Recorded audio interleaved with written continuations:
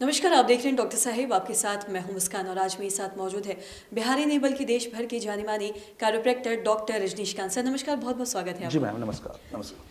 Sir, मैं जब भी बात डॉक्टर्स की आती है तो कहते हैं कि डॉक्टर्स का जो प्रोफेशन है वो कहीं ना कहीं सेवा भाव के रूप में देखा जाता है। एक डॉक्टर्स को भगवान का दूसरा रूप कहते हैं लोग।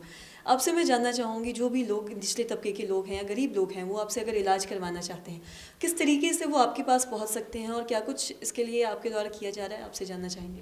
देखिए, इनके लिए मैंने देखा, मैं सारे चीज़ में समझा कि जो भी हो, सब लोग हमारा फ़ी अफोर्ड नहीं कर सकता है, तो मैं उन लोगों के लिए टाइम टू टाइम एक फ्री कैंप भी कराता हूँ। और आगे भी मेरा प्लान है कि बिहार के हर वो डिस्ट्रिक्ट में मैं जाऊँ और अवेयरनेस कैंप बनाऊँ और सारे मरीजों को मैं इस टाइप से मतलब संदेश दूँ और समझाऊँ कि प्रॉब्लम का कारण क्या है। बस ये कारण को समझिए ताकि आपको मेरे पास भी आने की ज़रूरत नहीं हो। और इस पे जो है, मैं अपने क्लिनिक पे भी अक्सर काम करता हूँ। जैसे महीने के हर वो 1 तारीख के 100-150 पेशेंट, जो भी गरीब पेशेंट है, मैं उनको फ्री में ट्रीटमेंट करता हूँ। जी। और जो भी लोग आपके पास आना चाहते हैं, आपसे इलाज करवाना चाहते हैं, आप उनको अपना बता सकते हैं एड्रेस क्या कुछ है और कैसे आपके पास वो पहुंच सकते हैं। देखिए, मैं उनको सिंपल शब्दों में बता रहा हूँ। बिहार में एक ही सेंट्रल जेल है, वो है बेउर सेंट्रल जेल। ये बिल्कुल फेमस है। जैसे ही बेउर सेंट्रल जेल के पास आएंगे, अनिशाबाद का एरिया है। बेउर सेंट्रल जेल के बगल जहाँ बाउंड्री खत्म होता है, बस वही मेरी क्लिनिक है। बस वहाँ आप आ जाएंगे, मेरी सारी बोर्ड दिखेगी, आप आकर के अपने अपॉइंटमेंट बुक कर सकते हैं। और साथ ही ये तो बात हो गई निचले तबके के लोग। मैं जब भी कायरोप्रैक्टर ट्रीटमेंट की अगर हम बात करते हैं तो ऐसा लगता है कि बहुत ही हाई फाई ट्रीटमेंट है, इसके लिए काफ़ी ज़्यादा पैसे लगेंगे। आपसे मैं जानना चाहूँगी, इसके क्या कुछ एक्सपेंसेस आते हैं, जो भी लोगों के मन में ये धारणा बनी हुई, ज़रूर जानना चाहेंगे। देखिए, मैं एक बता रहा हूँ, हेल्थ से बड़ा तो कोई चीज़ नहीं है। सबसे बड़ी बात, अगर हम लोग जाते हैं सर्जरी के पास, तो एक नॉर्मल सी सर्जरी जो होती है, एकदम नॉर्मल से स्पाइन की नॉर्मल सर्जरी, मिनिमम मतलब 1 लाख के आसपास में आती है। बहुत सारा डायग्नोसिस, बहुत सारा ट्रीटमेंट, बहुत सारा उसके बाद में से हमारे पास मैक्सिमम जो है मतलब 30 to 40,000 में सेशन वाइज करके 3 to 4 सेशंस में हम लोग उसको ट्रीटमेंट करते हैं और ठीक करते हैं। और साथ ही कायरोप्रैक्टर ट्रीटमेंट से क्या किसी भी तरीके के शरीर की कोई भी बीमारी क्या ठीक हो सकता है बिना दवाई के?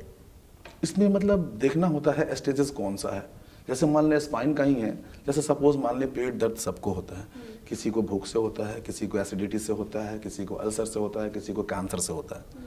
तो सारा का ट्रीटमेंट पैटर्न अलग अलग है। तो इसमें देखना होता है कि कंप्रेशन कितना है।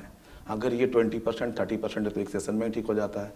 मोर देन 40-50 सेशन होता है, अब वो 90-100% जब कंप्रेशन है कम्प्लीटली, तो मैं उन लोगों को बोलता हूँ कि आप सर्जरी करा लीजिए।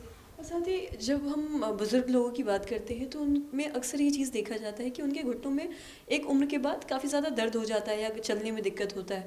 तो क्या कायरोप्रैक्टर ट्रीटमेंट से क्या वो ठीक हो सकता है?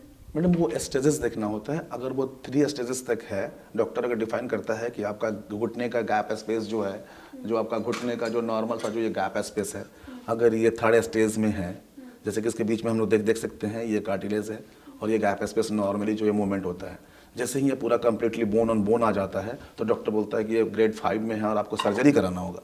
तो उस कंडीशन में सर्जरी कराना होता है। अगर उससे पहले है तो मैं इसको ठीक करता हूँ।